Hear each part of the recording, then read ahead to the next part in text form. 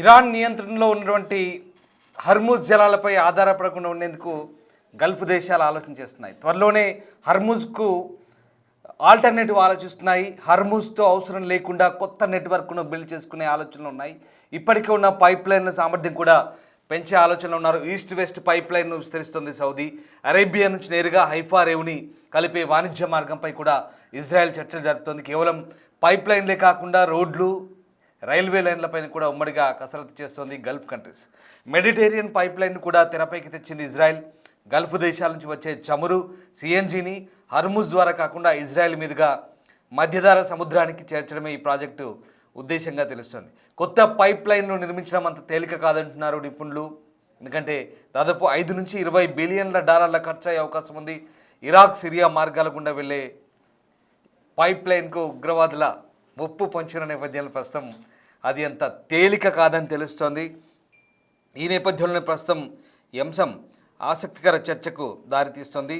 అయితే పశ్చిమాసియా ఉద్రిక్తల నేపథ్యంలో హర్ముజ్ జలసంధి మూతపడంతో సౌదీ అరేబియా, యుఏఈ దేశాలు తమ చమురు, సహజవాయువుల ఎగుమతుల కోసం ప్రత్యామ్నాయ మార్గాలపై తీవ్రంగా అధ్యయనం చేస్తున్నట్టు గతంలోని వార్తలు వచ్చాయి.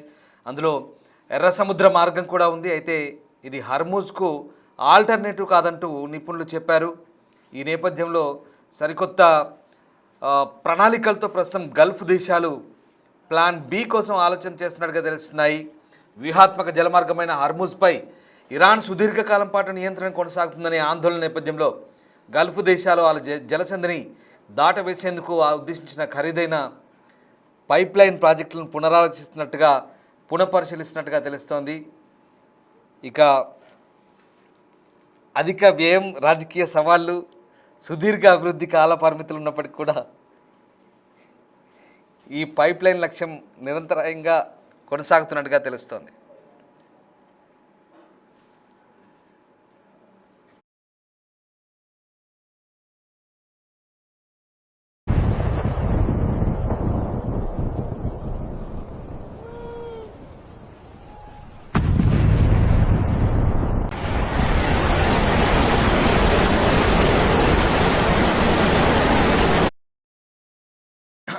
ప్రస్తుతం ఉన్నటువంటి రాజకీయ సవాళ్లు, సుదీర్ఘ అభివృద్ధి కాల పరిమితులు ఉన్నప్పటికీ కూడా దీని లక్ష్యం అంతా కూడా నిరంతరాయ సరఫరాకు, గ్యాస్ ఎగుమతులను నిర్ధారించడమే టార్గెట్గా పెట్టుకున్నట్టు తెలుస్తోంది.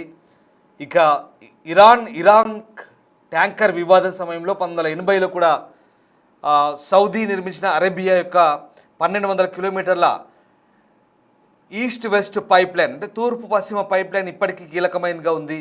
ఇది హర్ముజ్ జలసంధిని పూర్తిగా తప్పించుకుంటూ ప్రతిరోజు 7 మిలియన్ బ్యారెళ్ల చమురును ఎర్ర సముద్రంలోని యాన్ఫు ఓడరేవుకు రవాణా చేస్తోంది. ఇది Saudi Aramco CEO Amin Nassar ఈ పైప్ లైన్ను తమ రాజ్యానికి ప్రధాన ఎగుమతి మార్గంగా కూడా ధృవీకరించారు. ఇరాన్ నియంత్రణలో ఉన్న జలాలపై ఆధారపడకుండా పైప్ లైన్ ద్వారా ఎగుమతులను పెంచేందుకు అగ్రరాజ్యం ఆల్టర్నేటివ్స్ అన్వేషిస్తుందంటూ నివేదిక చెప్తోంది. ఇందులో భాగంగా తూర్పు పశ్చిమ పైప్ లైన్ను విస్తరించడం లేదా కొత్త మార్గాలను ఏర్పాటు చేయడం వంటివి కీలకంగా ఉన్నాయి.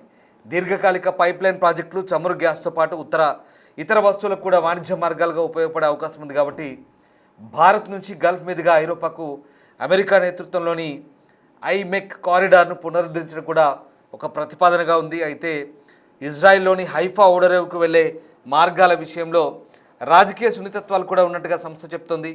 ఇజ్రాయెల్ సంస్థ న్యూమెడ్ ఎనర్జీ సిఇఓ ఎస్సి అబు ఇంధన మౌలిక సదుపాయాలపై ప్రాంతీయ నియంత్రణకు సంబంధించినటువంటి అంశాలను వెల్లడించారు. సౌదీ తూర్పు పశ్చిమ పైప్లైన్ నిర్మాణంలో సహాయపడిన లెబనాన్కి చెందిన క్యాట్ గ్రూప్ కూడా ఈ సంఘర్షణకు సంబంధించి కొత్త ప్రాజెక్టులపై బలమైన ఆసక్తి ఉందని చెప్తోంది. అయితే ఈ నేపథ్యంలో ప్రస్తుతం ఇది దాదాపు ఇరాక్, జోర్డాన్, సిరియా లేదా టర్క్ వంటి బహుళ దేశాల మార్గాలను కలుపుతూ వెళ్ళే ఈ పైప్ లైన్కు 20 బిలియన్ డాలర్ల ఖర్చు అవుతుంది. అనేక ముఖ్యమైన అడ్డంకులు ఉన్నాయి. అయినప్పటికీ కూడా ఇక్కడ ప్రధానంగా సిరియా అలాగే ఇరాక్ వంటి ప్రాంతాల్లో తీవ్రవాదుల ముప్పు పొంచున్న నేపథ్యంలో ఈ పైప్ లైన్ ఎంత సురక్షితం అనేది ఇప్పుడు ఆందోళనకరంగా మారుతుంది. హర్ముజ్ జలసంధిని తిరిగి తెరవడమే లక్ష్యంగా ఒక కూటమిని ఏర్పాటు చేసేందుకు కూడా 30 దేశాల మధ్య జరుగుతున్న చర్చలకు అటు బ్రిటన్ నాయకత్వం వహిస్తుంది. పరిస్థితిని అంచనా వేయడానికి గల్ఫ్ దేశాలకు సమయం పడుతుందని, ఇంధన సంక్షోభం దృష్ట్యా ఒక కొత్త విధానం అవసరమని నిపుణులు అంగీకరిస్తున్నారు. సంఘర్షణకు ముందున్న యథాతథ స్థితికి తిరిగి వస్తారంటూ ప్రస్తుతం ఆ, ఇంకా ఆశించే పరిస్థితి లేదు. అయితే ఈ నేపథ్యంలో ప్రస్తుతం మరి గల్ఫ్ దేశాల ఆలోచనలు ఏ రకంగా ఉన్నాయనేది ఆసక్తికరంగా మారుతోంది. ముఖ్యంగా హర్ముజ్ వద్ద నెలకొన్న ఉద్రిక్తతల నేపథ్యంలో ఇరాన్ విధిస్తున్న ఆంక్షల నేపథ్యంలో చమురు గ్యాస్ రవాణాకు ప్రత్యామ్నాయంగా కొత్త పైప్ లైన్ని వ్యూహాత్మక మార్పులు తెరపైకి వచ్చాయి. Saudi Arabia East West pipeline Hormuz జలసంధిని పూర్తిగా నివారించి ముడి చమురును ఎర్ర సముద్రంలోని యాన్బు రేవుకు చేరవేసేలా సౌదీ అరేబియా తన 1200 కిలోమీటర్ల ఈస్ట్ వెస్ట్ పైప్ లైన్ వినియోగాన్ని పెంచాలని చూస్తోంది. సో ఇది నాకు చెప్పినట్టుగా 7 మిలియన్ బ్యారెర్ల చమురును తరలించే అవకాశం ఉంది. కాబట్టి ఇప్పుడు కొత్త కొత్త ప్రతిపాదనలు వస్తున్నాయి. బట్ ఇక్కడ ఈ ప్రతిపాదనలు ఎంతవరకు రూపుదిద్దుకుంటాయని మాత్రం ఆసక్తికరంగా మారుతుంది. పశ్చిమ దిశగా ఎర్ర సముద్రం, మధ్యధర సముద్రం వైపు మళ్లించే ప్రణాళికలు అయితే ఉన్నాయి. భారత్ ఏ రకమైన ఆలోచనలో ఉందంటే హర్ముజ్ సంక్షోభం వల్ల ఇంధన సరఫరాకు అంతరాయం కలగకుండా ఉండేందుకు కేంద్ర ప్రభుత్వం అయితే దేశవ్యాప్తంగా ఇటు మన గ్యాస్ పైప్లైన్ విస్తరణ కూడా వేగవంతం చేయాలని ఆదేశాలు ఇచ్చింది. చమురు, సహజవాయువు, మౌలిక సదుపాయాలను బలోపేతం చేయడం ద్వారా ఇంధన భద్రతను నిర్ధారించాలని లక్ష్యంగా పెట్టుకుంది. ఇప్పుడు IMEC project India, Middle East, Europe economic కారిడార్లో భాగంగా రైల్వే పైప్లైన్ నెట్వర్క్ ద్వారా భారత్ అలాగే మధ్యధర సముద్రంతో అనుసంధానించే ప్రతిపాదన కూడా మరొక ప్రాధాన్యత అంశం.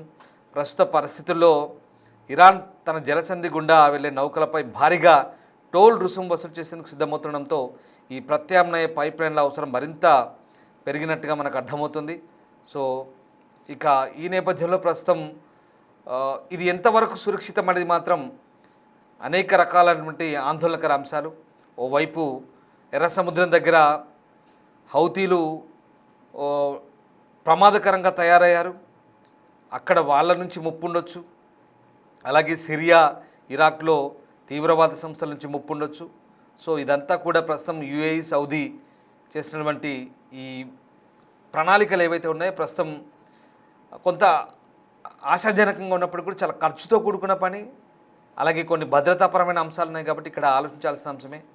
మరి ఇక్కడ ఇరాక్ ఈ దేశం కూడా ప్రస్తుతం సంక్షోభం నుంచి బయటపడడానికి అనేక మార్గాలను అన్వేషిస్తుంది. ఎర్ర సముద్రం చేరడానికి ఇరాక్ అయితే అసలు రూటే లేదు.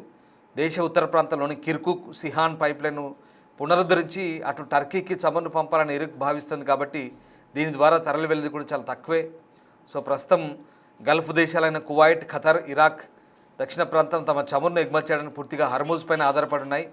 ఎర్ర సముద్రానికి అనుసంధానించే పైప్లైన్లు అయితే ఆ దేశాలకు లేవు. కాబట్టి ఇక ఈ ఈస్ట్ వెస్ట్ పైప్లైన్ గురించి ప్రస్తుతం ఆలోచన చేస్తున్నారు.